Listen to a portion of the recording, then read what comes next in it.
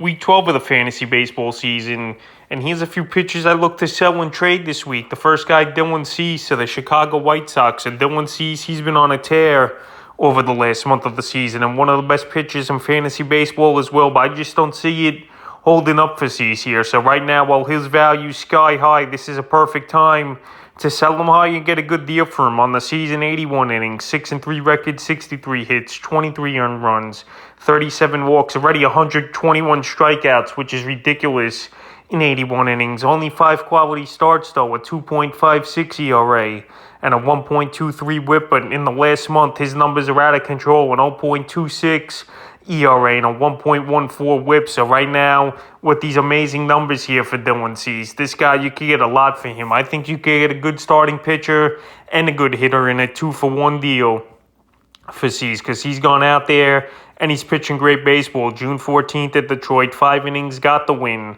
7 hits, no runs, a walk, 8 Ks. June 21st versus the Toronto Blue Jays, 6 innings, no decision. A hit, no runs, 2 walks, 11 strikeouts, a quality start. And June 26th versus Baltimore, 7 innings, got the win. 4 hits, a run, a walk, 13 strikeouts, and a quality start. So right here, he's going out there and he's pitching some masterful ball games, and especially the strikeouts are out of control in the last few games here. 32 strikeouts in the last 3, so 121 on the season and only 81 innings, which is a crazy pace. But I just don't see it holding up here for Dylan Cease.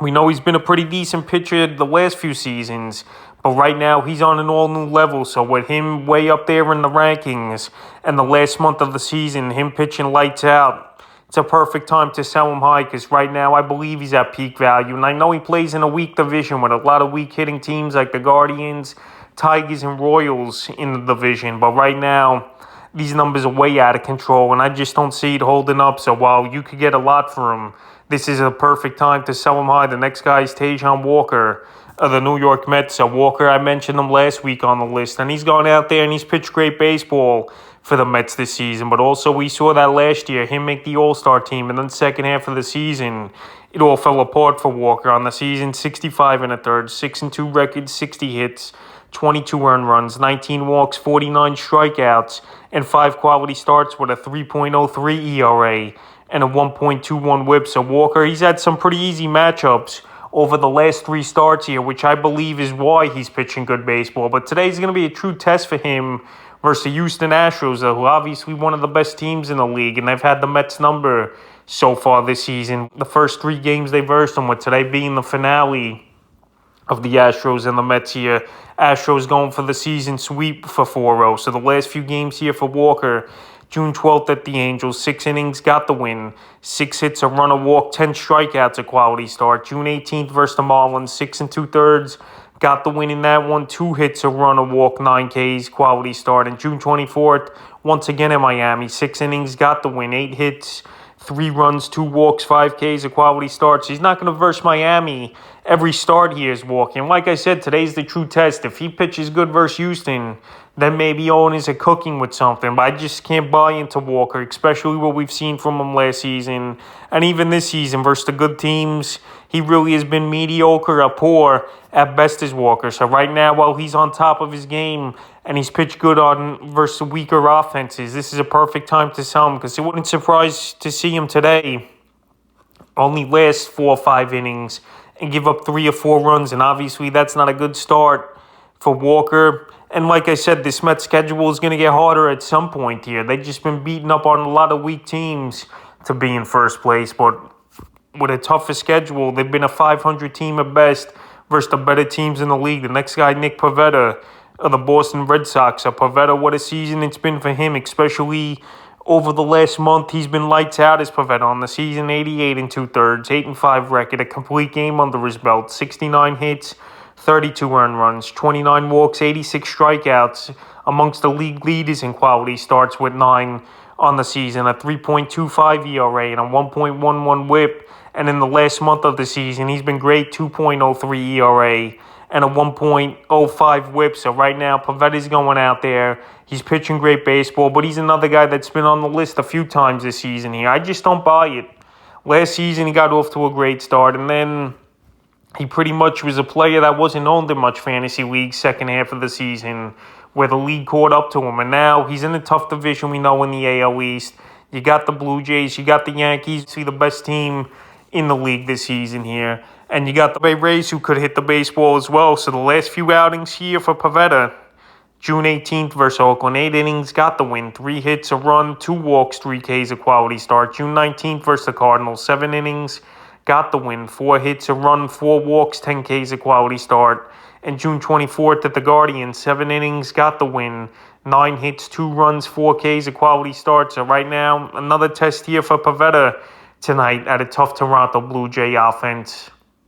And we'll see if he'll get the job done as Pivetta, but I just don't buy it after going what I saw from him last season. He got off to a roaring start, and then second half, he pretty much was a guy that many fantasy teams dropped and didn't use, and that definitely could be the case here. But right now, while he's pitching up there with good stats and good baseball, it's a perfect time to sell him high.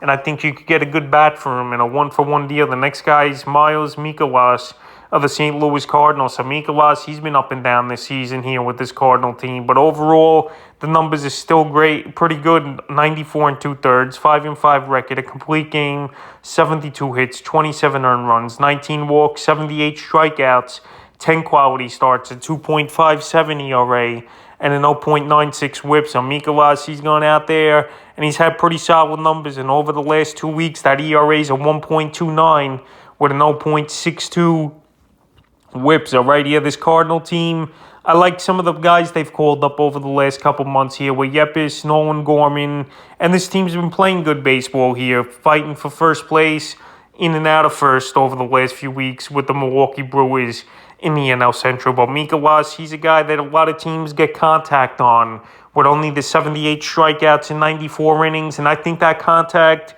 could hurt him in the long run, and he's got a tough outing coming up in the next couple days at the Philadelphia Phillies, and we'll see what he could do there. So June 14th versus a weak Pirate team, 8 2/3, got the win. A hit, no runs, a K, 6 strikeouts, quality start. June 20th at the Brewers, 6 1/3, got the loss. 4 hits, 2 runs, 2 walks, 3 Ks, a quality start.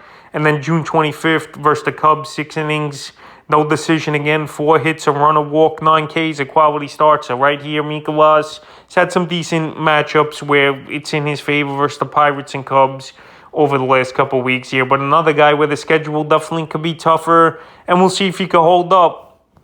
Yeah, the ERA's great and all, but he's only 5-5 on the season, and he don't strike out many batters, and the more balls in play, obviously, is worse off for a starting pitcher. And the fifth and final guy I look to sell and trade, Shane Bass of the Tampa Bay Rays. So Bass, one of the former top prospects in the Ray farm system. He's been good, no doubt about it, this season here, is Bass. In the short time we've seen him come back from injury, 18 2/3, 0-1 record, 12 hits, 7 runs, 7 walks, 21 strikeouts already, and a quality start with a 3.38 ERA and a 1.52 whip. So right now, Bass, he definitely has good name value, and he got picked up in a lot of fantasy leagues over the last few weeks, owned in 77% of leagues. So the last few outings here for Bass, June 17th at Baltimore, 6 innings, 2 hits, no runs, 7 Ks, a quality start. June 22nd versus the Yankees, not a great outing, 4 2/3, no decision, 4 hits, a run, 2 walks, 6 Ks in that one. And June 28th versus the Brewers, 5 2/3,